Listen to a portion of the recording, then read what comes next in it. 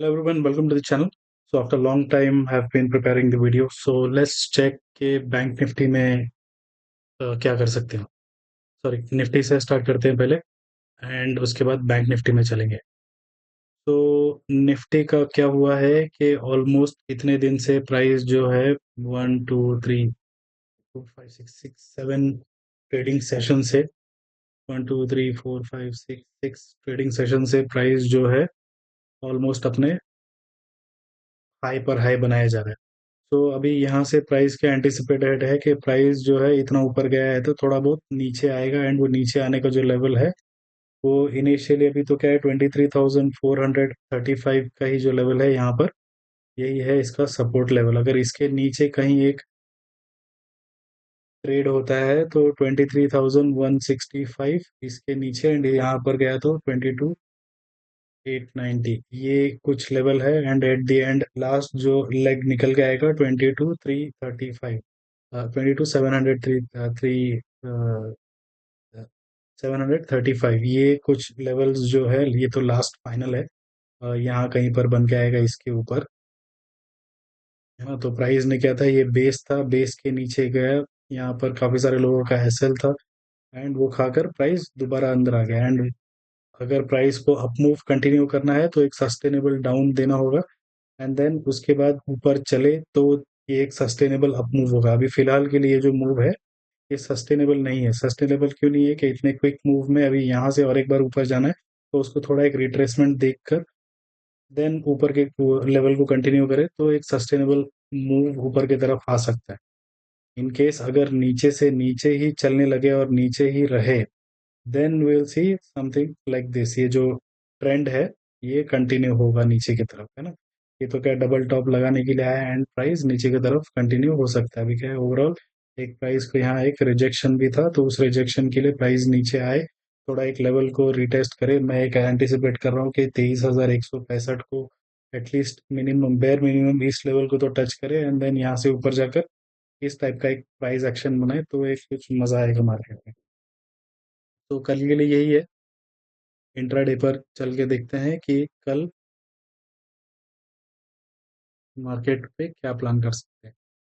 तो कल के दिन क्या है कि अगर प्राइस समझो दोबारा इसी लेवल पे ही मिल जाए, है ना, 713 या इस प्राइस के आसपास में कभी भी मिलता है अगर प्राइस ऊपर चलकर, तो यहाँ पर एक सेलिंग के लिए देखना है. ये बेस्ट प्लेस होगा सेलिंग के लिए. अगर ये नहीं है, अगर प्राइस ऊपर की तरफ चलता है तो 23,625 है ना, 625 या 35 के नज़दीक, इन प्राइजेस के नज़दीक हम लोग एक सेलिंग अपॉर्चुनिटी देखेंगे यहाँ पर. एंड नीचे की तरफ अगर समझो इसके नीचे ही प्राइस चलता है तो आने वाले टाइम में नीचे जो अपकमिंग टारगेट है 23,380 है. इसके नीचे चले तो 23,210, 23,210 एंड 23,107, ये तीन लेवल जो है वो नीचे की तरफ पेंडिंग है एज ऑफ टारगेट, है ना. टारगेट क्या हुआ है, टारगेट यहीं से ही डिराइव हुआ है. इस प्राइस एक्शन को जब प्राइस ने ब्रेक कर दिया है तो ये टारगेट डिराइव हुए हैं उसमें. तो ये पेंडिंग टारगेट है मार्केट के लिए. तो हो सकता है कि पुल बैक आकर अगर नीचे की तरफ चले तो these will be the best place. ये जो जगह होगा काफ़ी बेस्ट जगह होगा मेरे लिए. मैं प्रेफर करूंगा यहाँ पर ही दोबारा कहीं मिले तो एक सेलिंग अपॉर्चुनिटी देखो, या फिर यहाँ पर एक रेड कैंडल बने तो यहाँ पर एक सेलिंग अपॉर्चुनिटी देखना है. लास्ट टू लास्ट क्या है कि अगर प्राइस 725 सेवन इसके ऊपर अगर प्राइस ट्रेड करने लगे देन जो सेल का जो चीज़ है उसको ड्रॉप कर देना, जो आइडिया है वो ड्रॉप करना है अगर प्राइस इसके ऊपर ट्रेड होने लगे तो. देन यहाँ पर एक ऐसे कोई एक पैटर्न देखेंगे एंड वहाँ पर एक लॉन्ग पोजीशन के लिए जाएंगे. बट अगेन लॉन्ग के लिए ज़्यादा हैवी क्वांटिटी नहीं रखना है बिकॉज जो पुल बैक है वो ठीक ठाक आया नहीं है. तो कौन जो अगर ठीक ठाक पुल बैक आकर ऊपर की तरफ चले तो then we can consider. Even ये जो आया हुआ है ये भी ऐसे कुछ एक बड़ा पुल बैक नहीं है, एक छोटा ही है. कंसोलिडेशन के बाद एक डिप आया हुआ है. I will not consider that, but still अगर इसके ऊपर कहीं ट्रेड करने लगे तो एक डिप पे then we can plan for long in that.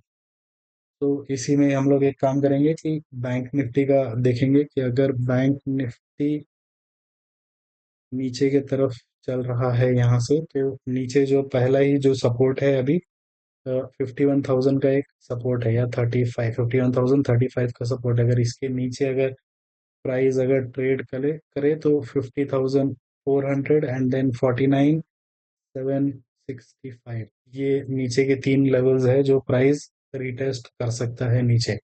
And last जो लेग हो सकता है वो 49,375, ये डेली के डे के जो टारगेट सपोर्ट्स है वो ये है ना।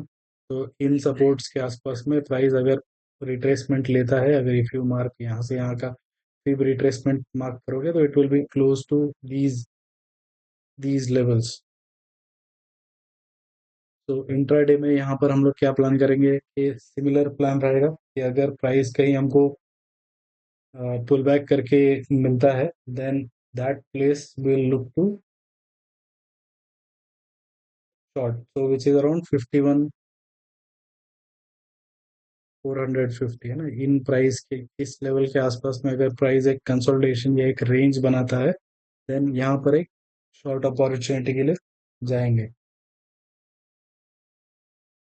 इसके अलावा जो बेस्ट जो मेरा प्राइस होगा,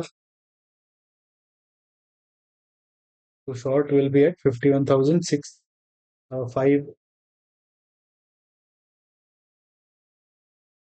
51,565, ये जो होगा ये मेरे लिए बेस्ट प्राइस होगा कहीं पर एक सेलिंग अपॉर्चुनिटी के लिए। ये इस लेवल के आसपास में यहाँ पर एक सेलिंग अपॉर्चुनिटी होगा। अगर समझो इसके नीचे ही अगर प्राइस चलता है, देन नीचे जो पेंडिंग टारगेट है 51,000,